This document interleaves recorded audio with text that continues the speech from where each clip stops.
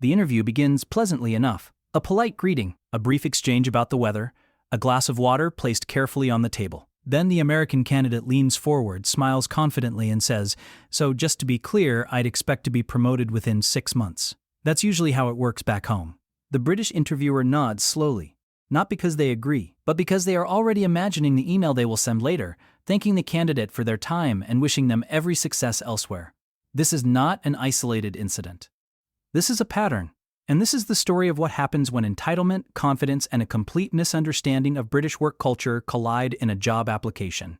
Welcome back to my channel. If you're new here, please subscribe, like my video, and turn on notifications so you don't miss our next update.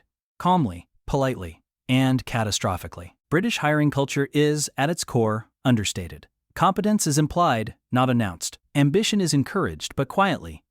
Confidence is appreciated, but only when it arrives with evidence and restraint. This can be difficult to grasp for someone arriving from a work culture where success is measured by how convincingly you describe yourself out loud. So when some Americans apply for jobs in the UK, they don't realize they're not being impressive. They think they're being helpful. The first tale usually begins with the CV. The British CV is modest, precise, factual. It explains what you did, where you did it, and quietly lets the employer decide whether it was impressive.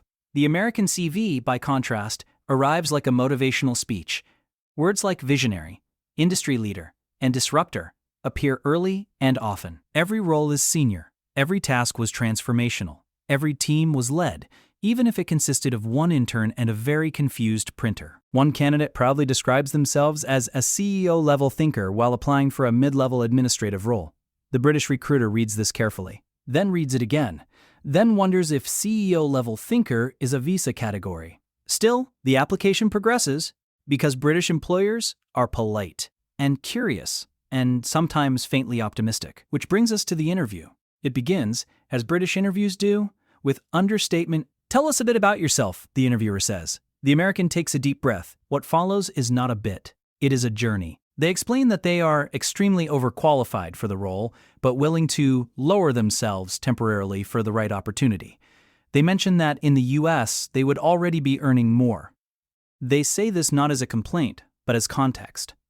They describe their management style as hands-on, which appears to mean in charge. They explain that they work best when given autonomy, authority, and final say. The British interviewer nods again. The nod now has layers. The conversation turns to working hours. In the UK, this is discussed delicately. Balance is implied. Overtime is not celebrated. Staying late is not a personality trait. The American explains that they are used to working non-stop, that long hours don't bother them, that they expect the same commitment from colleagues. They ask whether emails are monitored on weekends. The British interviewer pauses. "Yes," they say carefully, "we do have weekends." The American laughs, assuming this is a joke. It is not. Then comes salary. In Britain, salary expectations are discussed with caution and realism. One asks politely. One negotiates gently. The American states a figure. It is impressive.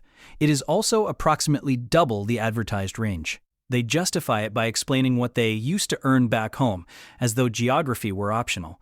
They ask about bonuses, stock options, fast-track leadership programs. They ask how quickly they could move up. The British interviewer writes something down. It is not the salary. It is the word ambitious, underlined twice. Now we arrive at hierarchy. British workplaces are structured, but subtle. Authority exists, but it does not announce itself loudly. The American asks who they would report to. When told, they nod, then add, "And how quickly would I be able to influence their decisions?" The room goes very quiet. Influence, in Britain, is earned slowly, carefully, over time, not requested during the first interview. The American clarifies that they don't really do micromanagement and prefer to challenge leadership. This is said with pride. The British interviewer hears problem. Then there is the question of visas. The American asks whether the company will handle that. The interviewer explains the process, the requirements, the limitations. The American looks surprised. They assumed it would be simple. They assumed their experience would make it automatic.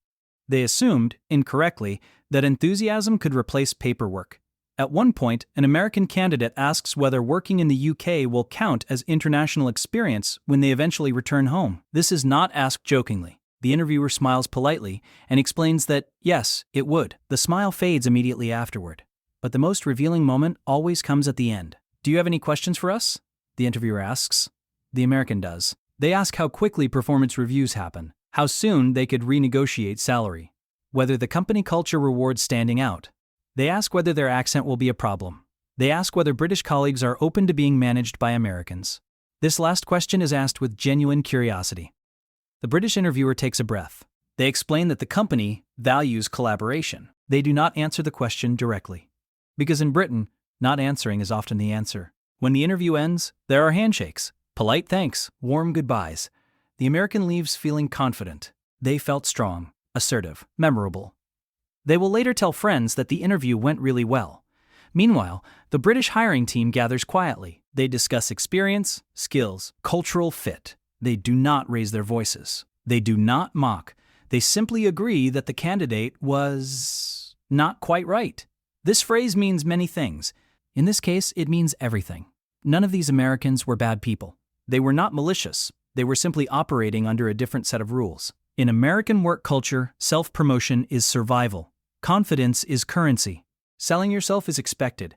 In Britain, selling yourself too loudly suggests you might not have much to sell. The difference is not intelligence, it is instinct. British workplaces reward those who prove themselves quietly, who listen before leading, who earn trust without demanding it. So when entitlement walks into a British interview wearing confidence, it does not cause outrage. It causes concern. And concern, in Britain, is fatal. The most important thing to understand is this. British employers are not impressed by how loudly you believe in yourself. They are impressed by how calmly you demonstrate it. And the Americans who struggle most are not the unqualified ones. They are the ones who assume qualification speaks for itself. If you've ever sat through an interview like this, you already know, and if you haven't, you almost certainly will. Because somewhere in Britain, right now, a recruiter is smiling politely at a candidate who believes they've already got the job, and writing an email they'll never read twice. If you've witnessed an interview so entitled it still makes you wince, the comments are waiting. Just when British employers think they've seen it all, there is always one more application. Part 2 begins not in the interview room, but in the follow-up email. The British employer has sent a polite message, thanking the candidate for their time, explaining that the company has decided to move forward with other applicants. This, in Britain, is a full stop.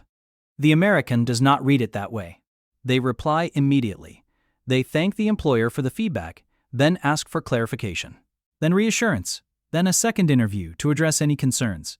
They attach an updated CV, a revised salary proposal, and, just to be safe, a short paragraph explaining why the company may have misunderstood their potential. The British recruiter stares at the screen.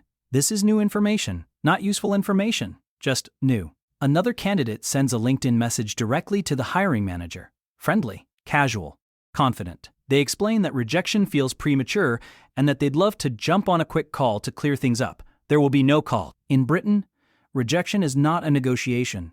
It is a decision wrapped in politeness. But the entitlement doesn't stop there.